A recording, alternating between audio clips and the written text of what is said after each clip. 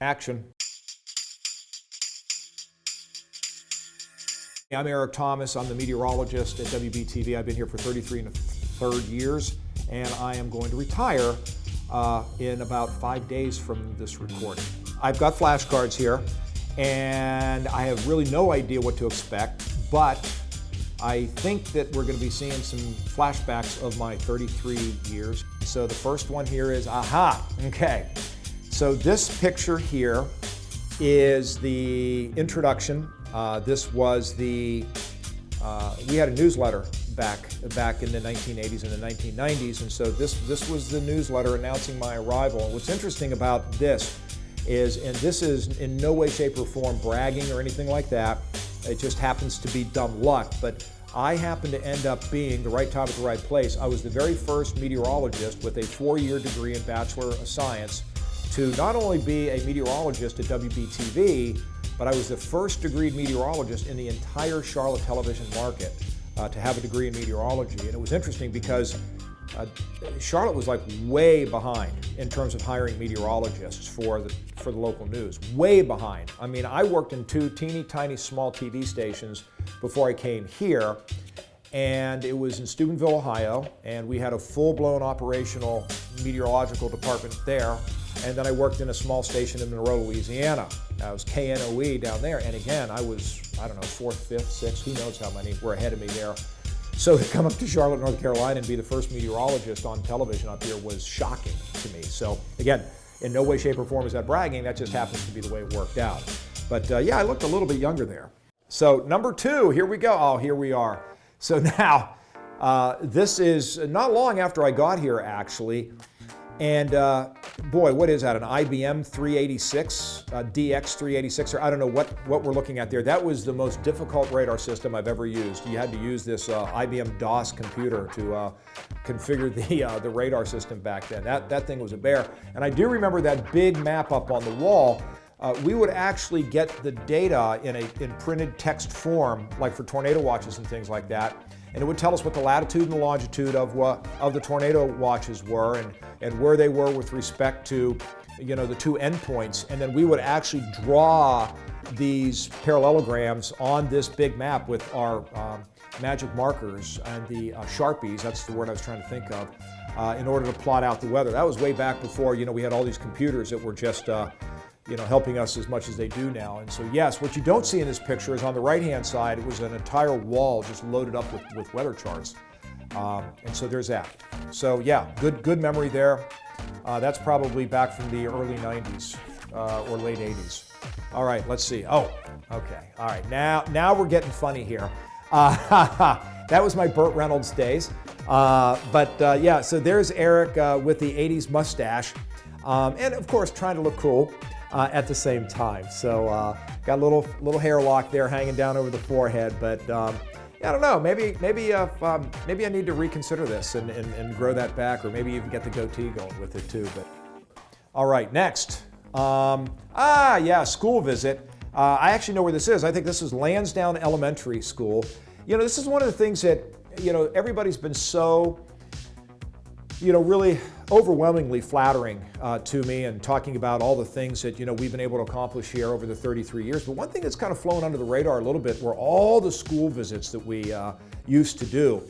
And back in the early days, we used to fly out to these schools in the helicopter. And I mean, we would be coming in and landing, you know, in the baseball field or the football field on this helicopter, and all the kids would be outside watching this thing come in. I mean, it was just a spectacle. And I didn't, you know, I used to not refer to these as weather talks. I would refer to them as weather concerts, because that's how whipped up we got these kids. They were totally whipped up in a frenzy. I mean, can you imagine that? You know, you're in 3rd grade and helicopters coming down, you know, in your field. Now, funny story with this. Maybe the funniest story of all of the 33 years I've been here, but we could not find the school. We were up in the helicopter buzzing around. We were looking for Caldwell Middle School, I think, or something like that. We were way up around Lenore. Could not find the school. Could not find the school. And my helicopter pilot finally said, we're going to have to ask directions. I'm like, well, we're 3,000 feet in the atmosphere. Who are we asking here? And the helicopter said, give me 1 minute. And so he puts this helicopter down, and we come down and we land on the 6th fairway of a golf course up there in Caldwell County. And of course, I'm looking down and there's a guy hitting out of the sand trap. And he's looking up at us and going, what in God's name is going on?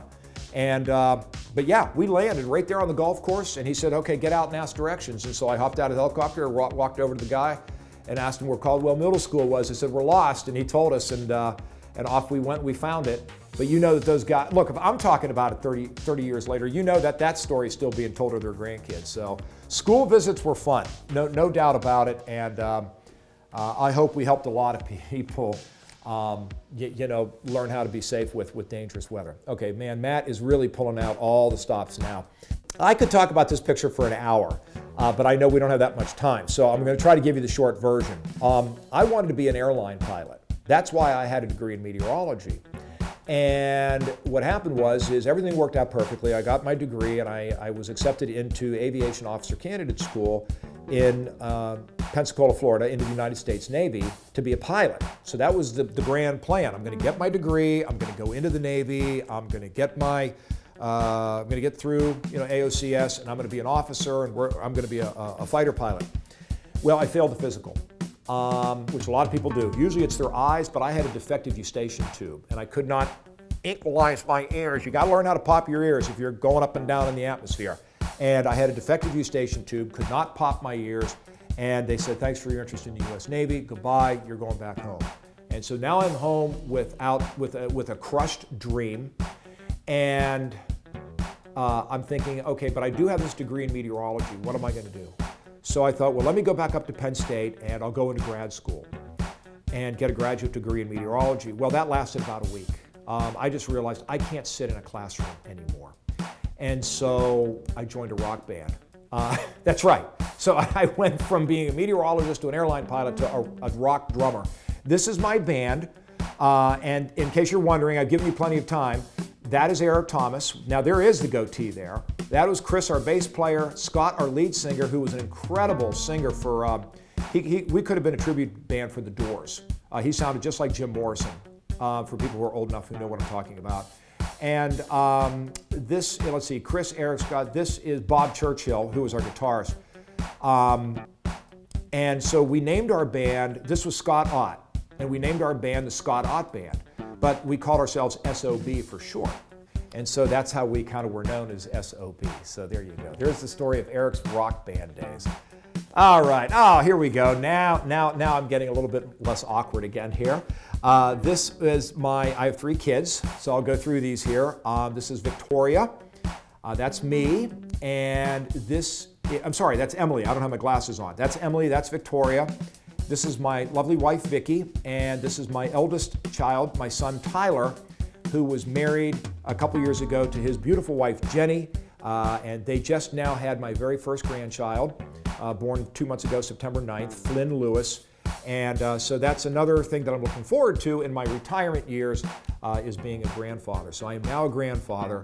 And it's been an unbelievable blessing. My family has been just an unbelievable support for me. I mean, I'm supposed to be the guy raising them, but they put up with all these wacky hours the TV will give us over all these years, and I'm just glad that we survived it. Yeah, great picture, Tyler and Jenny. Congratulations again. All right, what's next? Well, right on cue, there is Flynn Lewis, my first grandchild. Born, as I say, September 9th, and he's wonderful, and I can't believe how much he's changed even since this picture already. They live up in Raleigh, so I don't get to see him as often as I'd like, and they're still being very careful with the pandemic. And so they're not running around bringing him back and forth to Charlotte much yet. They are coming in for Christmas, though, so that will be our first visit with Flynn Lewis and the whole family there for Christmas here in just a few days.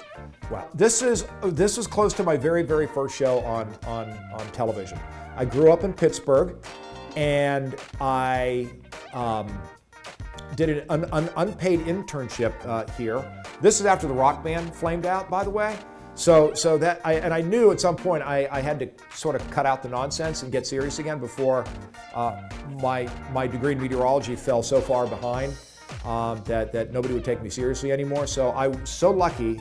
I did an internship here at the TV station, and next thing I knew, I had these opportunities to go on the air, and I got my chance, and then they hired me to do weekends, and it was an unbelievable string of things that happened in my favor. And so there, and by the way, I think that's a clip-on tie too. I should admit that. But so yeah, and those are still magnet temperatures. So we had to still put our magnets up on the board behind me. And so this goes all the way back. This is 1983. So we're looking at 38 years ago here with that. Boy, yeah, lots of memories. Man, what's next? All right, here we go. 2 to go, I think. Wow. This is our TV station, and I think what's even more interesting, it really hasn't changed that much in terms of the overall building. The parking lot looks pretty much the same. I don't know how well you can see this picture, but what you might want to notice is Charlotte back there. I think there's like one building that's taller than the trees. Now this predates me, because I know we never had that sign. I think that probably says Jefferson Pilot Standard or something there. Here we go, final one. Yeah, my buddy. All right, this is a great way to end it there. Al Conklin. You know, I've been here for 33 years. When they moved me up to chief meteorologist, and they moved me up to chief meteorologist in 1993, and then so they needed somebody for mornings, so they brought in Al Conklin. And Al's been here for 29 years, and boy, I'll tell you what, he has been steadfast, he has been loyal, and he has patiently waited his turn, if you will, although he's never made me feel like I'm in the way. And we've been a great team, and I could not be any prouder to be handing off the torch to this guy who's been here for 29 years. I don't know what else you can say other than the fact that he's just demonstrated how much this region means to him, how much the people mean to him, and again, the loyalty that he has shown, not just WBTV, but this entire region, is second to none. And so for 29 years, Al has been here serving the public dutifully. We're not going to miss a step with meteorologist Al Conklin coming in as chief meteorologist here from 2022 going forward. And he's also going to be leading a team of elite meteorologists now who are going to be covering all the other day parts as well as the weekends. And so, folks, you're in good hands. Meteorologist Al Conklin, chief meteorologist, and I just want to say thank you all for your support, for inviting me into your home every night and trusting me with the important information that we know that you're expecting. God bless you all, and have a fantastic 2022 and beyond. Thank you.